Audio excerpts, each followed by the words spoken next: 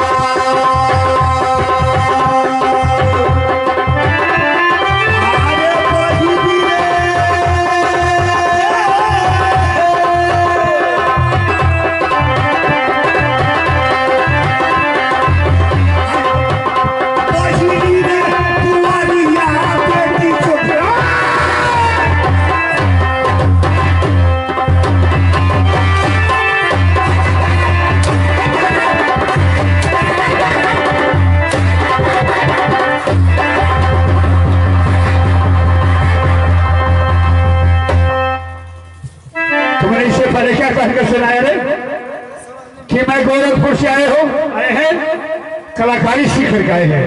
यही कलाकारी है तुम्हारे पास? क्या गया है? सुनो, अरे ऐसे नहीं कहता है, हम लोग भी सुनते हैं।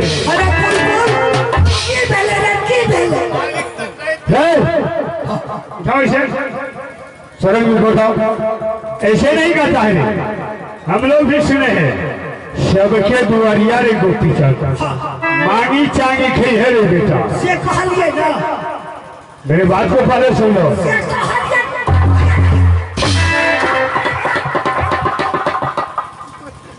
सबके दुआरिया रे गोपी चाहता मांगी चांगी खई है रे बेटा। अरे ये इतना तक कहा सही में?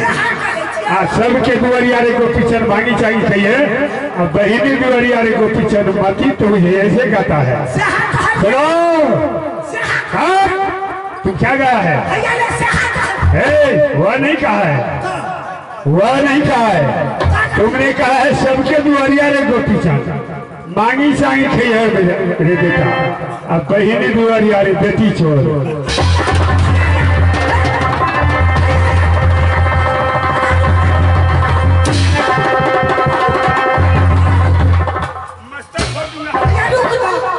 बकवास करने का कोशिश मत करो।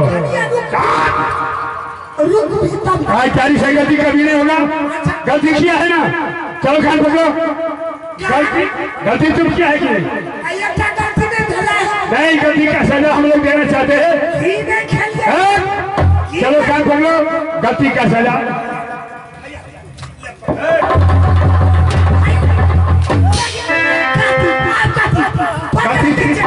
गलती तुमने किया है, तुम अपना काम पकड़ो। अभी बोले है ना, चलो तुम अपना काम पकड़ो, पकड़ो, चलो पकड़ो।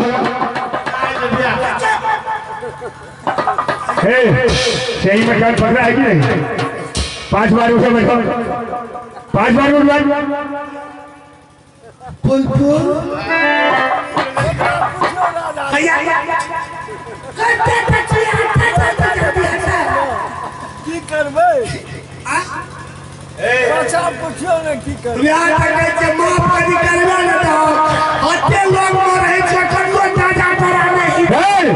कुछ नहीं, अरे एक भी पैर भी काम नहीं करेगा। कान पकड़ के 5 बार उठो बैठो। अगर मास्टर से विचार लेना है तो ले लो। कोई बैठ ले, तुम बैठ लेना। छो चला दे छी भाड़ा दे तो चलो कान पकड़ के 5 बार उठो बैठो मैं किसी का पैर नहीं सुनूंगा चलो जल्दी करो जॉन मरा दे रे हया तारा छिया ना भाई कई पे नहीं छिया तब कहीं से कर न कर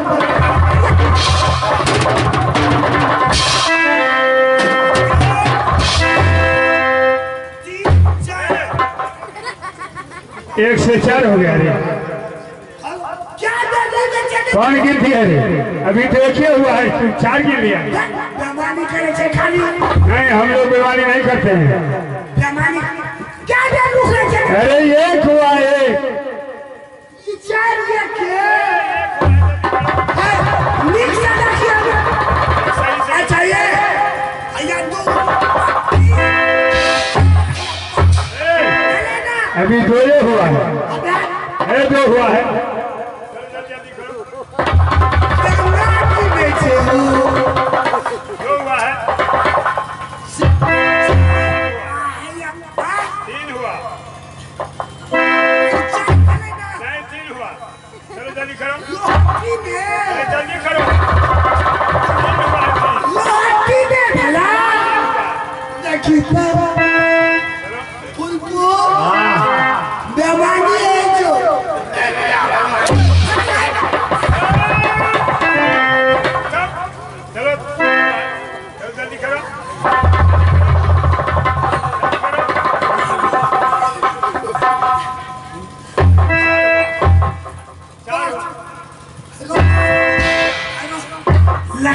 गलती माफ हो गया आचार्य से गलती कभी नहीं हुआ जा करके बड़े भाई से आदेश लो मंत्री अरे बड़े भाई से आदेश लो बहुत देखिए अंदर क्या सब होना चाहिए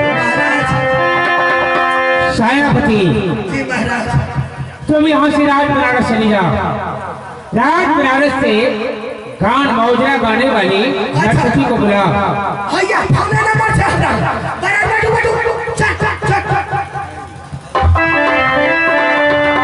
अरे नर्तकी का फोन नंबर है तुम्हारे पास लगा तो क्या नंबर है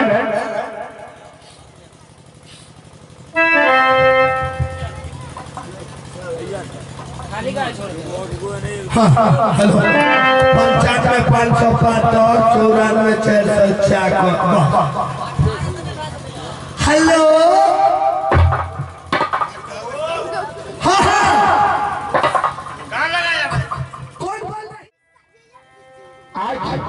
तुम कहीं जाने वाले हो क्या भैया इसे आप आजाद करते थे तो हम दोनों जो खेलिए कहीं शिकार खेलने के लिए चले जाते या नहीं आपका आदेश हो हम लोग वही काम करते मेरे भाई अनोज जंगी उदल तुमने लड़ाई लड़कर के सूरजकुंड से आया लड़ाई लड़ने को तुम्हें बहुत थकावट हो गया होगा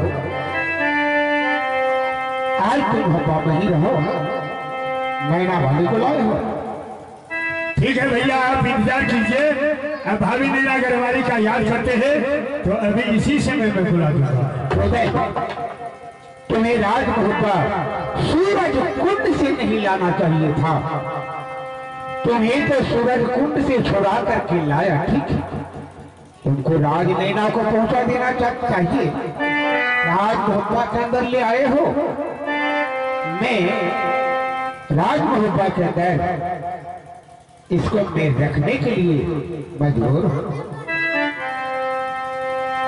भैया ऐसा क्यों बोल रहे हार अच्छा होगा इसमें तुम नैना वाली को सेक नहीं राजा महिपाल को दरवाजे राज नैना को पहुंचा ठीक है भैया मैं भाभी नैना गरवाली के पास जा रहा हूँ जैसे आप कहते हैं मैं ऐसा बोलूंगा अगर रहने के लिए चाहेंगे या कहीं जाने के लिए चाहेंगे तो बाद में सोच लूंगा ठीक है तुम्हारे महलत दिया पूछने के लिए क्या करके तुम उनके बात करो तो ऐसे ऐसे बड़े भाई कहा ठीक है भैया कुछ देर इंतजार कीजिए मैं भाभी नैना गरवाली के पास जा रहा हूँ बुला को यहाँ आने के बाद उसके बाद आप जो कुछ भी सोच रखे हैं सोचिएगा इंतजार है तो ठीक है भैया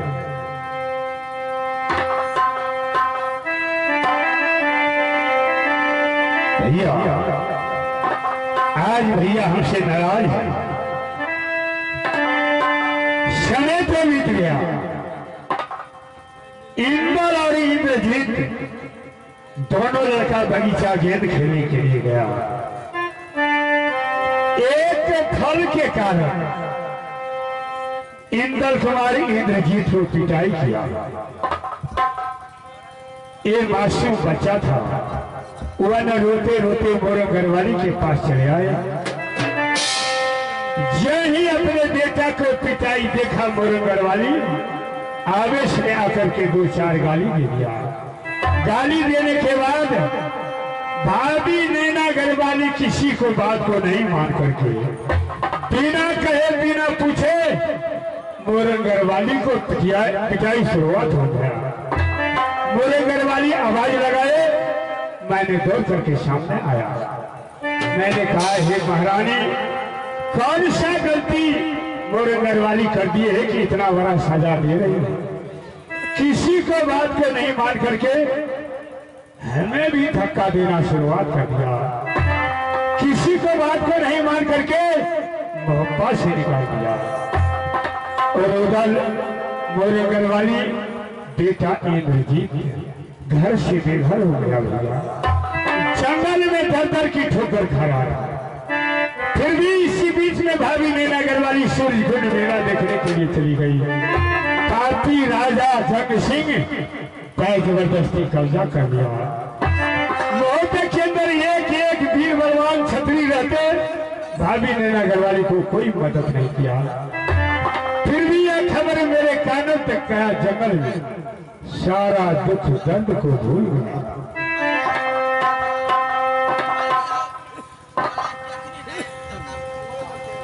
सारा दुख दर्द को भूल जाने के बाद मैंने अपने हाथ का लोहा उठाया, सूर्यकुंड पर चढ़ाई किया, राजा जंग सिंह को संहार किया। भाभी नैना घरवाली को इज्जत और प्रतिष्ठा बचा करके मोहब्बत लाया।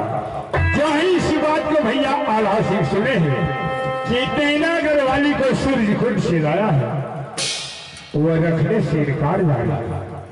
ये हमें कह रहा है कि रुगल, तुम्हें नैनागढ़ भिजवा देना चाहिए, मोहब्बत क्यों लाया?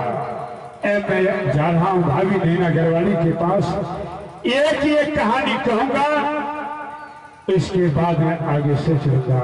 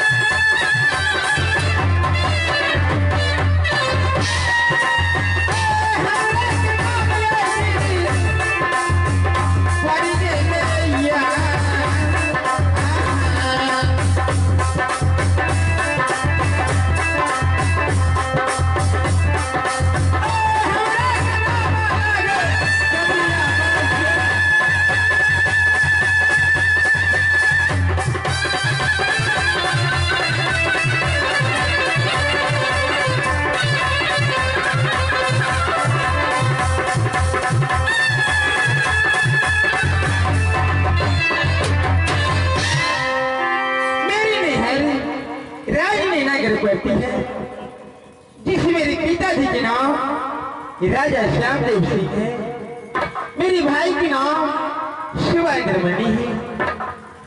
छोटा भाई के नाम लहरा कुमार और मेरी नाम ने मेरी मां रखी है छठी की रात में सती सोना।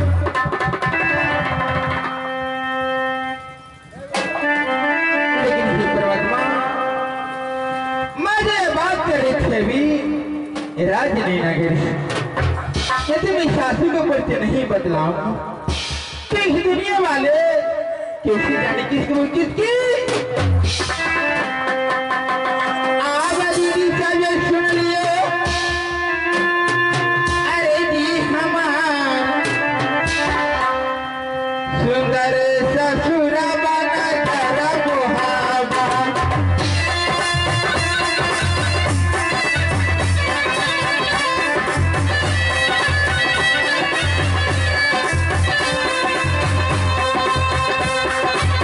दीदी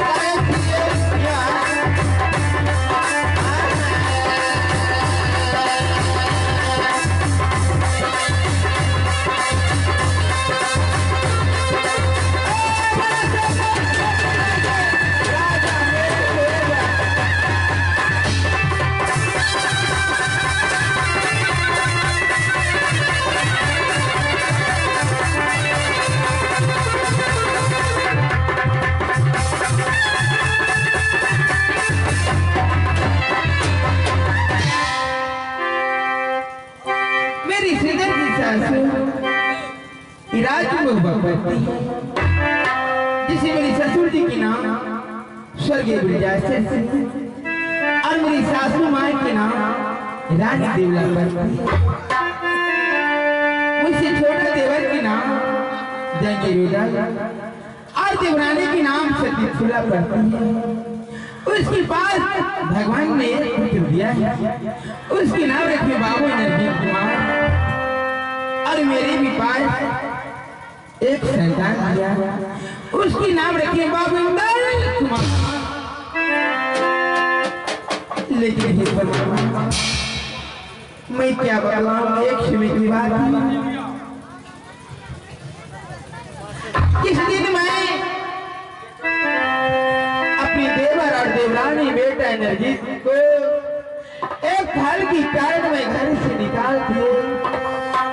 निकालने की बाद मैं सुरसुर मेला देखने के लिए गई थी। ये पापी दुष्ट राजा जगसिंह ने मुझे बड़ा जबरदस्ती देवला कब्जा करके रख लिया। मैं देश देश को परवाना नहीं करके भेजे थी, लेकिन मुझे कोई नहीं सहारा होने वाले। लेकिन हे परमात्मा, मैं अपनी देवराज को पास परवाना भेज दी और देवर को इंतजार करती हूँ कि कल मेरे देवर भी आएगा कि मुझे डोला वापस ले जाएगा। नहीं ले जाने के बाद ये पापी दुष्ट कुत्ते कमीने मुझे मांगों में सिंदूर डाल देगी। आव रही रही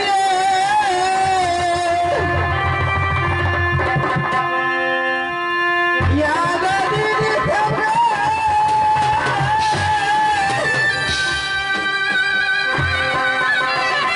देवर जी के